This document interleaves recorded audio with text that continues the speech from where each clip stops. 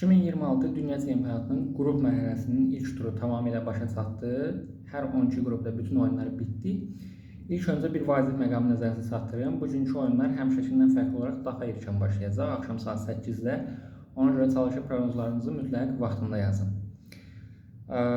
İlk turda demək, təxminən 24 oyunda ən çox düzgün proqnoz verənimiz 4 nəticəni tapmış oldu. Düşünürəm ki, ikinci turun oyunlarında daha çox nəticə tapmaq mümkün olacaq. Çünki birinci turda biz bir çox ölkəni tanımırdıq, necə oynayır, heyəti kimlərdir bilmirdik, amma artıq bütün komandaları tanıyırıq.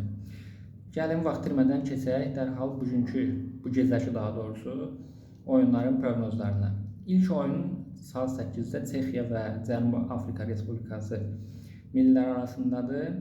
Ümumiyyətlə bu 4 təxminin arasında hamısı demək olar ki, təxmindir, amma Cənubi Afrika Respublikasının qol vuracağını mütləq şəkildə deyə bilərəm və düşünürəm ki, bu oyunda Cənubi Afrika Respublikası 0-1 hesabı ilə qələbə qazanacaq.